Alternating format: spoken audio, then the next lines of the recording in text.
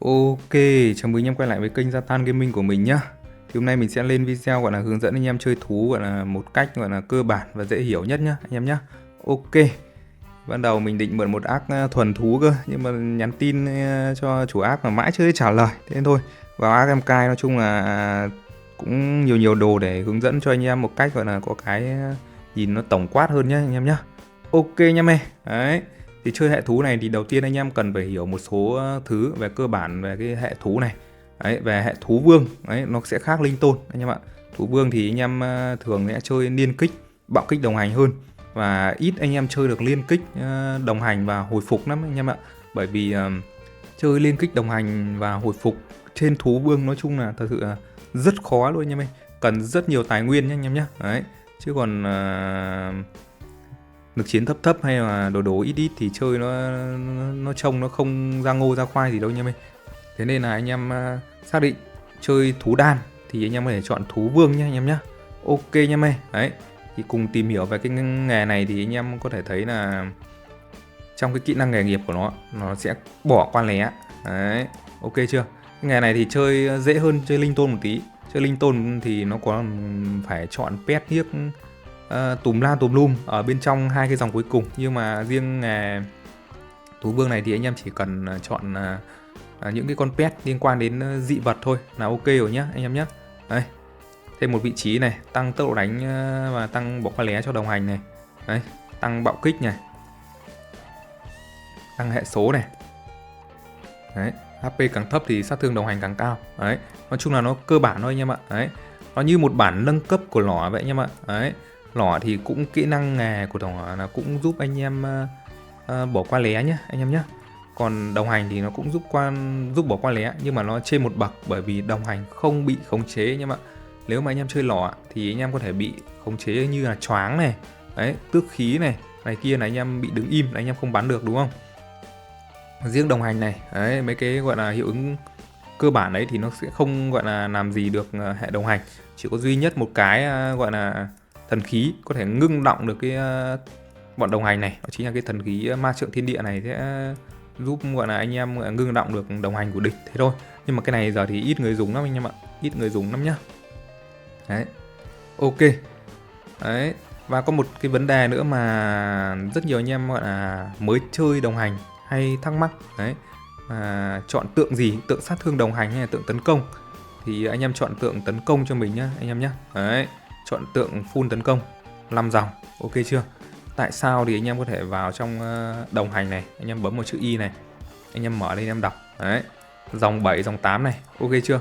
Sát thương đánh thường hoặc là sát thương liên kích của đồng hành đấy, nó đều liên quan đến tấn công cuối cùng của nhân vật nhé anh em nhé. Đấy, thế nên là tấn công của anh em càng cao thì nói chung là sát thương của anh em của đồng hành của anh em ấy thì nó càng lớn, ok chưa. Đấy, nó nhân bằng sát thương của nhân vật này, xong rồi nó còn nhân một đống tùm lum đây, nhân sau cơ anh em ơi. Đấy, thế nên là tấn công vẫn là cái gọi là nguồn gốc cơ bản nhé anh em nhé. Đấy. Đấy. Và ở đây thì nó cũng nhân các cái thuộc tính sát thương đồng hành. Đấy. Nhưng mà tại sao lại chọn tượng tấn công thì anh em phải biết là trong các cái chỉ số cơ bản của anh em ấy, ví dụ nhá, thì tấn công này anh em có thể thấy nó đến từ rất nhiều nguồn, thì anh em có thể nâng nó lên nhanh. Và khi anh em chọn tượng tấn công toàn trận ấy thì nó sẽ lên, nó khuếch đại cái lượng tấn công của anh em lên rất nhiều. Đấy.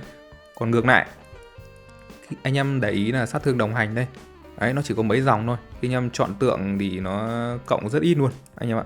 Chọn tượng thì nó còn không phải là sát thương đồng hành toàn trận cơ, nó chỉ là sát thương đồng hành thôi nhá anh em nhá.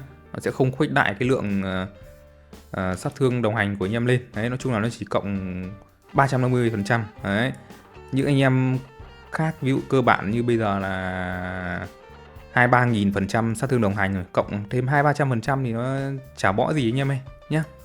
Ok. Đấy. Và khi chơi hệ đồng hành này thì anh em còn phải lưu ý ở chỗ là dị vật anh em nhé. Đấy, dị vật thì anh em gọi là cần đọc để anh em có thể lựa chọn đồng hành một cách chuẩn và phù hợp nhất cho đội hình anh em nhé. Đấy, chứ không phải là anh em nắp mấy cái con linh tinh vào thì anh em chơi được đâu. Thì anh em cứ đọc là được. Đấy, cái đầu tiên này thì nó không liên quan đến hệ đồng hành này nhá. Cái này cho loại gà này. Đấy, bút cho loại gà thì anh em thấy là hệ đồng hành thì dùng cái con pet gà nó lại chả liên quan thì mấy cho cái gọi là sát thương hay gì của hệ đồng hành hả anh em nhé. Đấy, ví dụ như con bên này thì là con tăng tốc độ đánh cho tinh linh. Con này thì anh em cũng ít dùng bởi vì anh em cần chất lượng đòn đánh của đồng hành hơn là cái tốc độ đánh ấy. Ok chưa? Đấy, ví dụ bên này thì là tăng sát thương của ốc sên và ma linh. Và anh em có thể thấy ngay là con ma linh là cái con tăng hồi chiêu của anh em ấy, giúp anh em hồi chiêu nhanh ấy. Đấy là cái con nói chung là rất nhiều anh em dùng. Thế nên là anh em bắt đầu có thể gọi là chọn cái con này đấy làm nền tảng gốc để anh em chơi. Đấy, còn riêng cái cuối này thì là nó bút cho rồng rùa và thằn lằn, là những cái con pet hồng nha anh em nhé. Và pet hồng và pet cam khác nhau cái gì? Pet hồng, pet cam, pet vàng khác nhau ở cái chỗ hệ số này anh em này, hệ số sát thương của nó. Tại vì nó mới chỉ là level 9 thôi. Đấy, anh em nhìn nhé, ví dụ một con chó máy này hệ số sát thương của nó là 9.6 đúng không?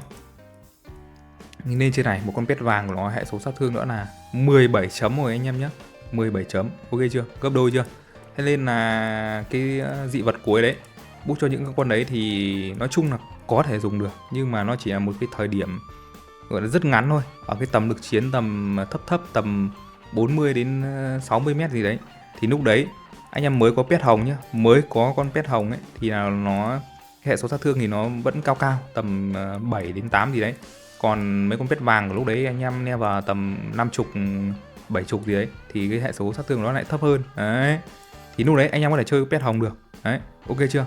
Chứ không phải là không chơi được nhá anh em nhá. Cái lúc đấy thì hệ số sát thương của cái mấy con pet này thì nó vẫn cao hơn pet vàng. Đấy, anh em hiểu cơ bản như thế là được, để anh em gọi là cái quá trình mà anh em chơi từ lúc mới chơi đấy đến sau này thì anh em có thể thay đổi pet dần dần. Đấy, chơi lâu rồi thì anh em khác tự có định hướng về cái hướng pet của anh em thôi. Đấy, bên này thì cũng thế, mấy cái con bút gọi là cơ bản đây, bạo kích cho gấu trúc này, gấu trúc cho cái nối chơi anh em chơi liên kích bạo kích thì nó không phù hợp mấy. Gấu trúc nó tăng gọi là hồi phục mà anh em. Đấy, anh em phải để ý cả cái dòng gọi là nội tại của các cái con pet này nữa nhá. Đấy, mỗi con pet thì nó sẽ có cái dòng đây, hiệu ứng ra trận của nó nữa nhá. Quan trọng là mấy con pet đấy anh em có dùng được không. Đấy, ok chưa? Không chỉ để ý mỗi cái hệ số sát thương hay là cái gì của nó, anh em phải để ý xem mấy tác dụng của nó nữa. Chứ ở đây thấy là tăng bạo kích và sát thương bạo kích thì ngon đúng không? Nhưng mà cái con gấu trúc thì đã phế mất đi cái dòng bút hồi phục rồi, thế thì lại chấp hơi sâu. Đấy, đây cái con tinh linh tuyết này thì thi thoảng anh em có thể dùng được, nhưng mà cái thời gian hồi chiêu của nó hơi lâu anh em nhé. Đây, tăng 57% liên kích của đồng hành xương rồng. Đấy, tăng rất nhiều luôn anh em ơi. Cái này là một con số tăng rất nhiều nhá anh em nhé. Nhưng cái đồng hành cây xương rồng này thì thật sự là không ngon lắm, thế nên là nó lại ít được dùng. Đồng hành cây xương rồng hiệu ứng ra trận này, đấy, cứ 3 đánh thường gây thêm 30% sát thương. Đấy, nói chung là đam nó hơi bé anh em ạ, thế nên là không ngon lắm nhá anh em nhé. Đấy, ở đây một cái hộp ma thuật nói chung là cơ bản đấy cho anh em bắt đầu, đó chính là nó boost cho con hiêu. Và con hiêu này thì anh em nào cũng có, nên là anh em có thể sử dụng được. Đấy, cái thủy tinh dị hóa này thì anh em thấy là nó sẽ boost cho mấy con pet hồng. Đấy, như ban nãy mình bảo nhé anh em nhé. Đấy, nó cũng chỉ boost cho mấy con pet hồng thôi, chơi ở một cái thời gian nhất định thôi. Ok chưa? Mấy cái cơ bản này thì anh em dùng theo kỹ năng của anh em thôi, nó không có gì đặc biệt lắm so với hệ đồng hành nhé anh em nhé. Ok, đấy thì bây giờ mình có thể chọn mẫu cho anh em một cái bộ đồng hành. Đấy, thì anh em phải để ý là cái hệ số sát thương của anh em như thế nào. Đấy, hệ số sát thương ở đây này 17 chấm đúng không? Khi mà anh em chơi tầm như em cai rồi, nghĩa là chơi rất lâu rồi, thì anh em pet cam của anh em lên được level cao hơn pet vàng, thì anh em để thấy là pet cam đã lên 19 chấm rồi nhá anh em nhé. Đấy, đây, ví dụ như mấy con level thấp này nhá, mấy con mà mới nhận này, đấy, hệ số sát thương của nó level thấp nó chỉ có mấy chấm này thôi, chứ không phải là pet cam là sẽ hơn pet vàng nhé anh em nhé. Quan trọng là level của anh em nữa. Đấy, khi anh em gọi là level đủ cao thì anh em dùng nó mới ok. Đấy, thế nên là ví dụ như ác của em cai này thì sẽ chọn được sẽ bắt đầu chơi được pet cam rồi nhá anh em nhé. Đấy, nhưng mà mình sẽ vẫn chọn pet vàng hơn, bởi vì chọn mẫu cho anh em thôi, chọn mẫu cho anh em tầm trung, cho anh em dễ nhìn thôi. Đấy, đây ma linh và ốc sên.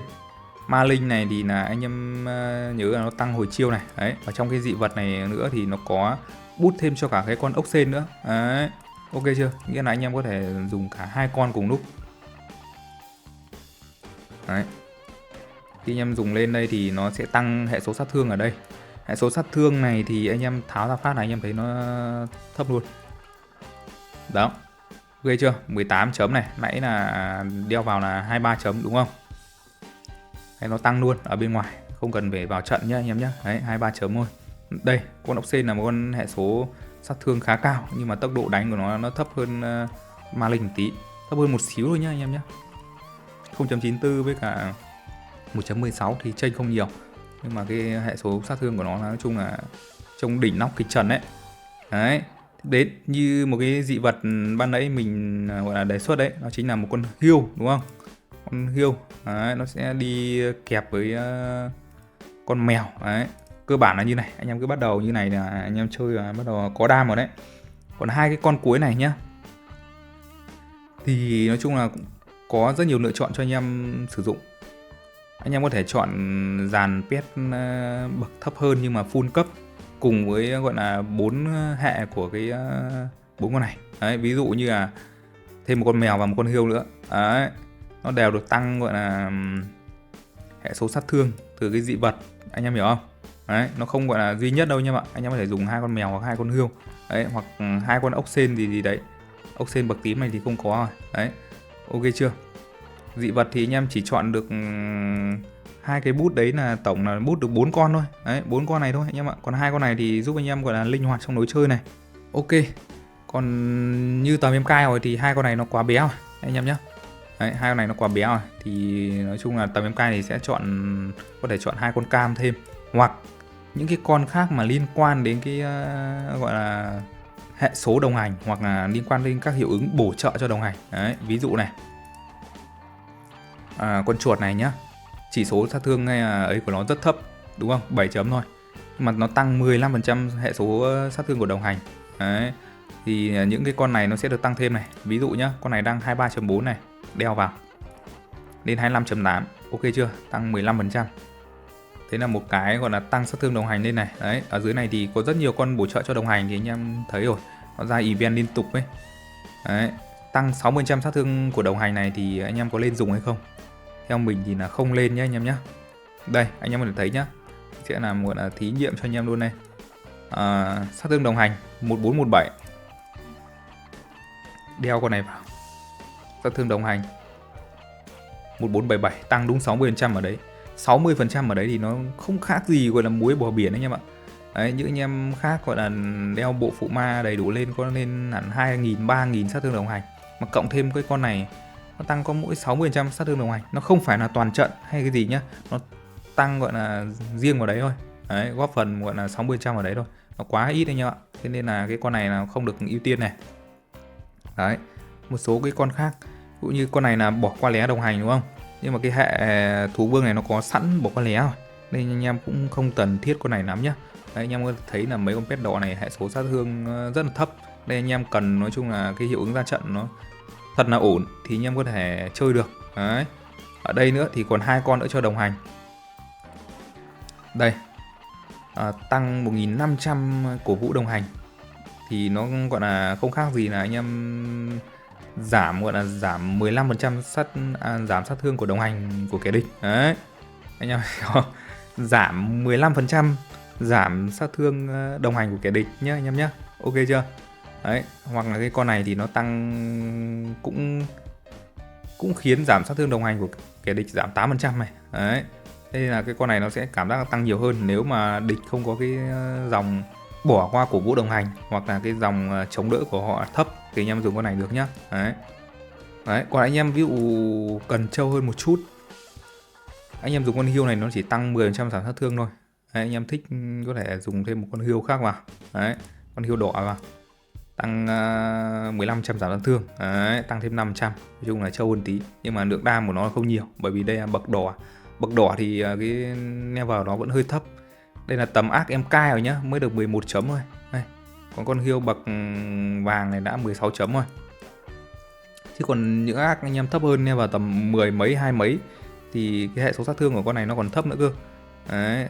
Cái con này khả năng là phải đến tầm level 60 thì là có thể chơi được rồi. Ok. Không thì anh em đánh nhau với hệ khác thì anh em sử dụng thêm mấy con khác. Đấy. Ví dụ như này là đẹp rồi, 4 con là đủ anh em gây đam rồi này. Đây, đeo một con giảm hồi phục vào này. Đấy. Ok chưa? Đấy. Ví dụ gặp mà hệ khác, hệ thú khác, đấy thì đeo con kháng bạo này vào. Đấy. Ok chưa? Hệ thú, hệ nọ khác, hệ dìu khác, đeo con kháng bạo vào. Đấy, nói chung là 2 slot cuối là để cho anh em linh hoạt nhá, anh em nhá.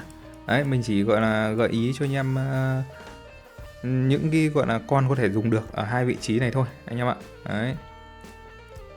Còn 4 con vị trí đầu này thì anh em nếu mà muốn thay sang chỗ khác thì cũng được. Đấy, anh em muốn thay kiểu khác thì anh em chọn lại cái dị vật ở đây nhá. Đấy, chọn gấu trúc hay gì đấy, tùy anh em thôi. Ok chưa? Anh em hiểu rồi thì anh em có thể tự test. Đấy. Ok, tiếp đến là pet. Pet thì anh em cứ nhớ cho mình là có 2 con mà cái hệ đồng hành này có thể sử dụng được. Đấy. Một là cái con mèo ma thuật này. Phải mèo ma thuật không nhỉ? À, con này là long lanh nước nhá anh em nhá. Long lanh nước này. 2 là cái con Peter Pan này. Ok chưa? Đấy, 2 con này thì anh em mà like ra có phôi nào mà đẹp trước thì anh em like con đấy cũng được. Đấy. Còn không thì anh em cứ like chill chill dần dần thôi. Anh em thích chơi con nào thì chơi nhá. 2 con này nó khác nhau một chút là con này nó sẽ tăng sát thương. Đấy. Còn con kia tăng tốc độ đánh. Tốc độ đánh thì nó phù hợp với những anh em đánh trong những cái trận chiến ngắn tầm dưới 20 giây thì là con này ok nha anh em nhé. Đấy, còn đánh nhau với tanh hay gì là con này nó tăng sát thương thì nó cũng ok. Nói chung là 2 con này đều ổn hết anh em nhé. Anh em có thể tự chọn. Ví dụ anh em nai mà hoặc là đi xin phôi mà được cái phôi nào trước thì anh em cứ nai đấy. Và các dòng anh em cần nó chính là gì? Các cái dòng một là có thể chơi tấn công, 2 là có thể chơi bạo kích đồng hành nhé anh em nhé.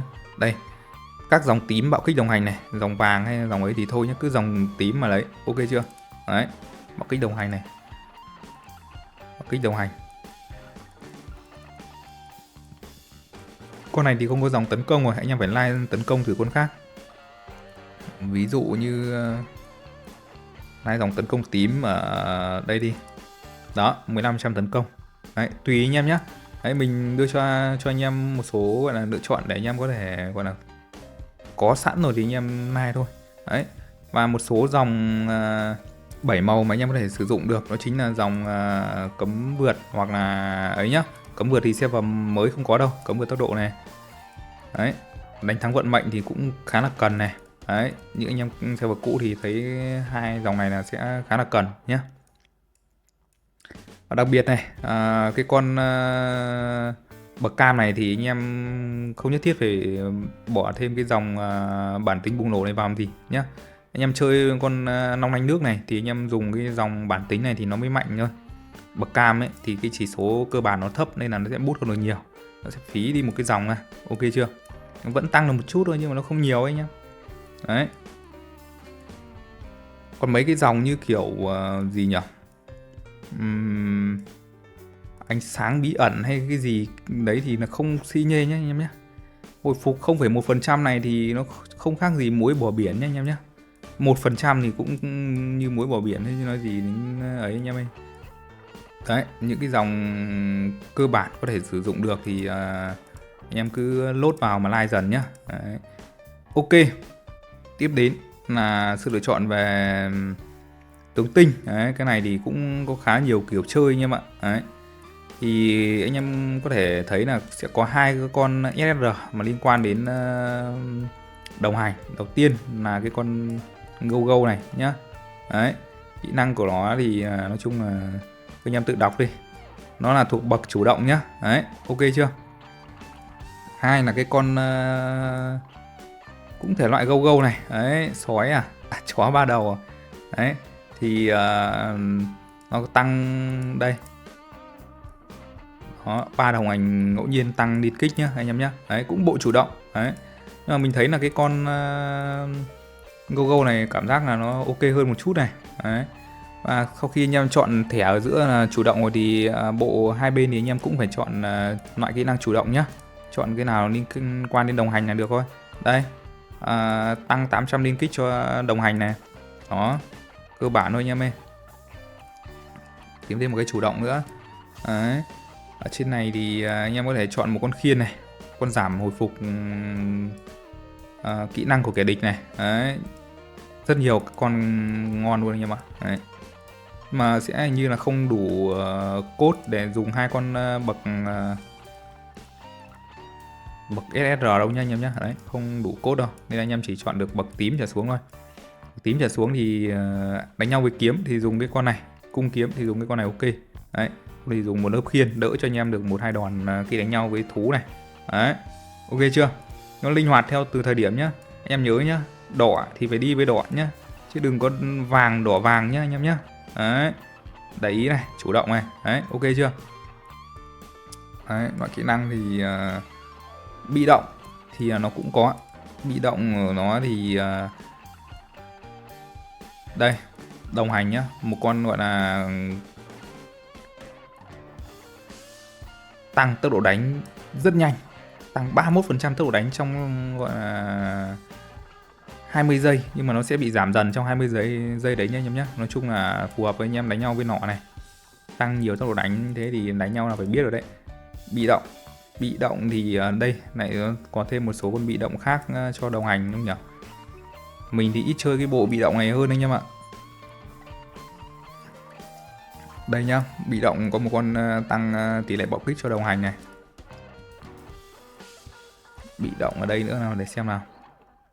Hết anh em ạ. Đấy, chỉ có mỗi con tăng đép này dùng được thôi. Thế là bộ bị động này thì nói chung là cũng hơi kén người dùng nhá. Đấy, anh em mà thích thì anh em dùng test thôi. Đấy, ok chưa? Bộ bị động. Đấy, còn đâu thì anh em bộ khiên thì anh em thích dùng thì anh em dùng. Đấy, bộ khiên thì cơ bản thôi. Ok nha mê.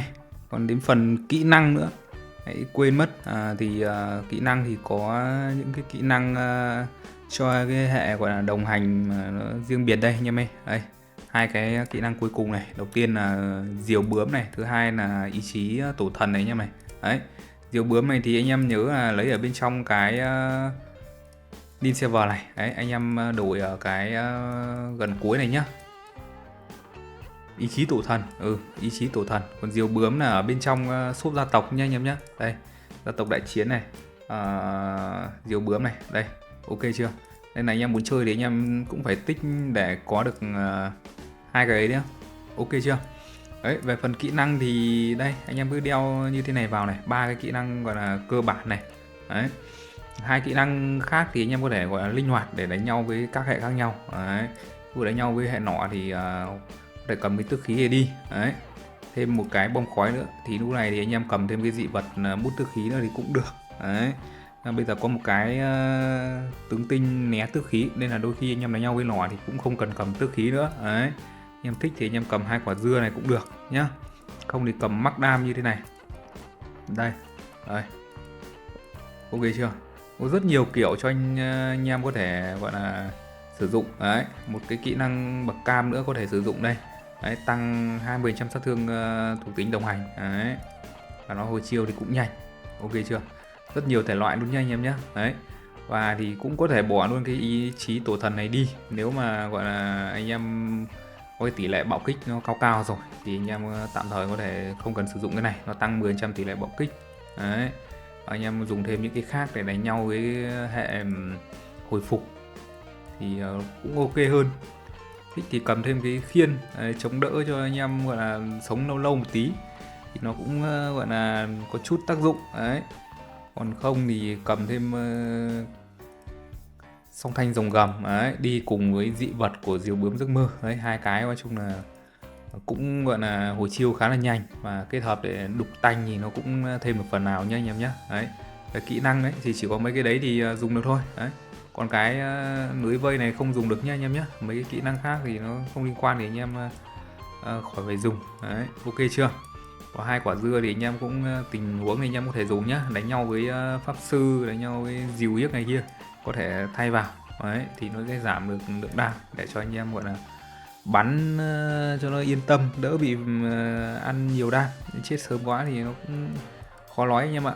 Ok, về phần bộ kỹ năng thì anh em cứ nhớ như thế là được, cứ linh hoạt mấy cái mình bảo ở đây có thể dùng được đấy. Ok chưa? Còn các kỹ năng bậc thấp hơn thì cũng không có cái nào dùng được đâu anh em ơi. Ok, về phần gọi là nâng võ hồn thì anh em có thể nâng vào đây viên võ hồn hồng này thì nó sẽ tăng sát thương bạo kích đồng hành này. Khi anh em lên võ hồn hồng rồi nhá, còn không thì nó sẽ không có cái dòng tỷ lệ bạo kích đồng hành và sát thương bạo kích đồng hành này thôi. Đấy, khi anh em nâng kháng bạo nó lại tăng sát thương bạo kích. Đấy, thế nên là nó không khác gì gọi là đấm vào mồm anh em nỏ cả. Đấy, anh em hiểu chưa? Vì anh em kháng bạo cao nhưng mà sát thương anh em lại cao thêm. Đấy, ok chưa? Và nâng cả sát thương đồng hành ở đây lên nhá. Đấy, nâng ở đây lên. Tỷ lệ đi thì anh em cứ nâng tấn công chênh tầm 15 level. Đấy, tấn công chênh tầm 15 level, nghĩa tấn công cao hơn hai cái viên này, hai cái viên sát thương đồng hành này tầm 15 level là ok. Đấy, còn HP với đép mình cái linh tinh thì anh em nâng thấp là được rồi. HP thì anh em có thể nâng tầm level 50 gì đấy nhá, tầm trung trung ấy. Có nhiều võ hồn rồi thì cứ nâng thêm thôi. Đấy, còn sát thương đánh thường này thì không cần này, đép thì cũng không cần lắm, nâng lên 20 được. Đấy, ok chưa? Còn cứ tấn công chênh tầm 15 level với hai cái viên này nhá. Ok. Đấy, còn anh em chơi thú thì base cơ bản thì anh em có thể gọi là đây, đầu tiên là lông tấn công. Đấy, tấn công nâng lên trước. Đấy, ok chưa? Em cai thì cũng sắp mắc lông tấn công rồi. Đấy, trong công nghệ thì cũng ưu tiên tấn công hơn. Đấy, thế thôi, cơ bản là thế thôi nhá anh em nhá. Đấy, nói chung là đến đây là anh em đã gọi là chơi được 50% hệ thú rồi đấy. Ok anh em nhá. Đấy, bây giờ thì đến phần gọi là lông lá. Đấy, đây mình sẽ tẩy đi lại từ đầu này, hướng dẫn anh em gọi là lông cơ bản thôi nhá. Anh em nào nhiều lông rồi thì lông hệ số thôi. Đấy, hệ thú vương thì anh em cứ phải chơi ở hai cái nhánh cuối cùng này. Đấy, nó là cái gọi là nguồn gốc đam của anh em rồi, cứ phải có đam đã anh em nhé. Đam có thì bắt đầu mới làm được những cái khác được. Đấy, ok. Ở đây là một cái nhánh tăng sát thương đồng hành và một cái nhánh tăng liên kích. Thì đầu game thì anh em cứ nếu mà đã đủ gọi là tầm 7-8 nghìn thì anh em chọn cái nhánh tăng liên kích đồng hành này trước nhá. Đấy, còn mấy cái anh em mà cứ gọi là gì nhỉ, 1-2k lông gì đấy nhá, thì anh em cứ nâng cái chỉ số cơ bản tấn công HP lên là được. Đấy, ví dụ còn tầm vài ca lông thì anh em có thể nâng xuống đây, nâng cái nhánh bên trái này trước thì nó có sát thương đồng hành và có sát thương bạo kích đồng hành. Ok chưa? Nói chung là 1-2k lông hay là 5k lông thì chơi nó cũng trông nó hơi chán anh em ơi. Đấy, nói chung là như thế. Còn nhánh lớn ấy, thì anh em chọn cái nhánh này đầu tiên này. Đấy, xong là cái nhánh bên trái này nhá, hai cái nhánh này thì không thể thiếu rồi. Ok chưa? Đấy, mấy cái chỉ số cơ bản này thì nâng mắc lên. Đấy, tốc độ đánh đồng hành này thì nếu mà đầu game ít lông thì cũng chưa cần mắc vội nhá, nhưng mà mấy cái sát thương thì cứ nâng mắc lên. Đấy, bao sát thương thì cứ nâng mắc lên. Đấy, bắt đầu nhiều lông rồi ấy, thì bắt đầu là chọn hai cái nhánh khác đúng không? Đấy, thì sẽ có những cái nhánh mà anh em gọi là cần dùng. Đấy, đầu tiên nhá, khi anh em đã nhiều lông rồi, tầm 30k lông đi. Đấy, thì anh em có thể nâng cái nhánh bên phải này để anh em đánh nhau với lọ này. Đấy, nhưng nhánh bên phải này nhá, mà có những cái đồ chơi như là trang nhiếp thì ok, thì nâng nhánh bên phải này ok. Đấy, thì nó sẽ tăng bỏ qua liên kích các kiểu vào đây thì anh em đánh nhau với lọ này cực kỳ dễ luôn nhá. Đấy, đây là nhánh thứ ba nhá anh em nhá. Đấy, và ưu tiên ấy hơn, ưu tiên kháng bạo trước nhá anh em nhá. Còn nếu mà muốn nâng giảm sát thương liên ở trên này thì hơi ấy, nói chung là nó cảm giác nó thủ sẽ không bằng kháng bạo. Đấy, giảm sát thương liên thì anh em phải nâng sang bên này. Đấy, ok chưa? Đấy, còn ví dụ bắt đầu anh em lại nhiều lông nữa rồi, nâng thêm một nhánh nữa để gọi là tăng thêm đam ở trong bên này. Thì nếu mà đối với những anh em mà có cái kiểu vòng ma thời không ấy thì anh em nâng cái nhánh này. Đấy, còn không có vòng ma thời không ấy thì anh em nâng cái nhánh bên trái này. Đấy, ok chưa? Nói chung là nó rất nhiều trường hợp như thế nên là anh em cần phải ấy nhá. Đấy, đi sang bên đây thì vẫn đánh nhau với các hệ đam thì vẫn nâng làm kháng bạo lên trước. Ok, còn đánh nhau với hệ gọi là hệ hồi lên như là linh tôn kiếm cung gì đấy, tăng hồi chiêu lên đấy. Ok chưa? Nói chung là mấy cái cơ bản này thôi, chỉ có mấy cái thôi. Ở bên bắn cung thì không có cái nào dùng được rồi nhá. Đấy, bên cuồng chiến thì anh em đánh nhau với gì nhỉ? Hệ hồi thì anh em nâng cái bên trái này, nó tăng 20% tấn công và tăng tốc đánh, nói chung là ok hơn. Đấy.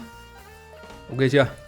Nói chung là theo tình huống nhá, và anh em cần phải làm riêng cho từng set. Đấy. Đấy. Còn bên nhánh pháp sư này thì vẫn phải nâng hai cái bên này, bỏ qua phản kích này, đánh nhau với kiếm này, bỏ qua phản kích này. Đó. Ok, nói chung là cái quá trình anh em nâng là như thế, cứ bắt đầu từ bên này trước. Ok, còn những anh em mà lông nhiều hơn rồi ấy, bắt đầu nâng chỉ số lên thôi, ưu tiên tấn công hơn là được. Đấy. Đánh nhau với hồi phục thì nâng giảm hồi phục lên. Ok chưa? Còn những anh em mà lông thấp thì đấy, như mình bảo nhá, nói chung là nâng hai cái điểm sát thương đồng hành và sát thương bạo kích đồng hành thì trước đấy, vì nó có 2 điểm sát thương luôn, còn bên phải này nó chỉ có 1 điểm sát thương thôi, điểm tốc độ đánh thì nó chưa đáng kể nhá anh em nhá. Đấy, bên giảm sát thương này thì chỉ có một cái lâm được vào giảm sát thương thôi anh em ạ nhá. Ok chưa? Thiên phú thì nói chung là cũng cơ bản thôi.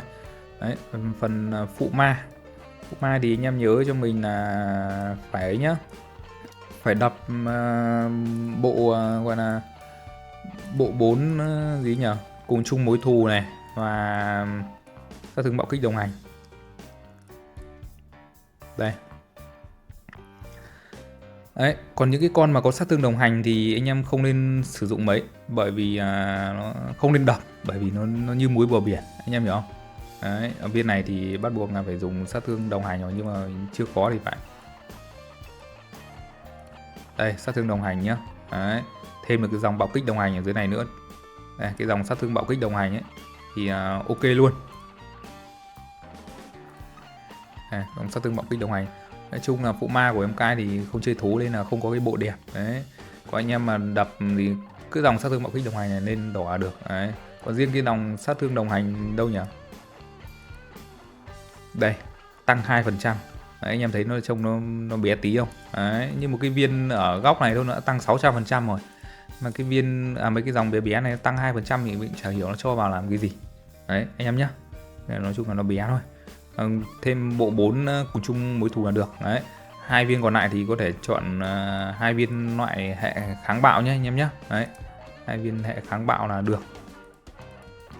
Ok, nói chung là phụ ma thì như thế thôi. Phụ ma thì nó khác với anh em nỏ, cái là anh em nỏ cần thêm bạo kích đúng không? Còn riêng cái hệ này thì bạo kích thì nó lấy ở nguồn khác rồi. Nên là anh em có thể đeo kháng bạo hoặc là kỹ năng giảm sát thương. Đấy, thế nên là nó là như cái phiên bản nâng cấp của lỏ vậy anh em. Đấy, nó có đam nhưng mà nó vẫn đeo được thủ. Đấy, anh em hiểu chưa? Cái viên này thì đeo thủ bình thường thôi nhá. Chủ yếu anh em đập duy nhất là chỉ có liên quan đến cái bộ sát thương bạo kích đồng hành thôi. Ok. Đấy, thiên phú phụ ma nói chung là tưởng phức tạp nhưng mà thực chất là khá là đơn giản, bởi vì nó chỉ có đi chơi được cái form đấy thôi anh em ạ. Đấy. Thông thần thì anh em chơi thì cứ ưu tiên cho mình là ưu tiên niên kích hơn. Đấy, để cho anh em dễ săn nhá. Bạo kích cũng cần cho thú vương, nhưng mà ví dụ trong cùng một ô như này hay mà anh em zone ra bên trên anh em zone ra niên kích đỏ, mà bên dưới anh em bên trên anh em zone ra bạo kích đỏ, mà bên dưới anh em zone ra niên kích thì anh em cứ thay lên. Đấy, ok chưa? Còn những cái ô mà có cả 2 dòng hay là cái gì đấy thì đều ngon rồi nhá. Nhưng mà áp cai thì cũng không có ấy rồi, không có cái set cho đồng hành thú vương rồi. Ok chưa? Về phần thủ linh thì anh em có thể chọn cái con thủ linh cho thú vương trước, đó chính là con phong linh sử ấy nhá anh em nhá. Đấy, còn cái con mà bậc cam ấy thì nói chung là nó không có con nào nó quá ngon cho hệ đồng hành. Đấy, cái con ngon tăng tốc độ đánh đồng hành thì nó lại ở bậc tím, tăng 30% tốc độ đánh đồng hành này nó lại ở bậc tím, nhưng mà có mỗi thế thôi thì nó cũng chưa đủ. Còn cái con bậc cam này đấy thì nó lại có mỗi con tăng đồng hành thì nó lại cứ nó kiểu nó lại đánh theo phần trăm HP. Nó không phải đánh nhanh ấy, nó không có tốc độ đánh đồng hành ấy. Thế nên là anh em muốn có một con gọi là xịn xịn thì anh em chơi như thế này. Đấy, con linh sử thì tăng tốc độ đánh đồng hành, ok chưa?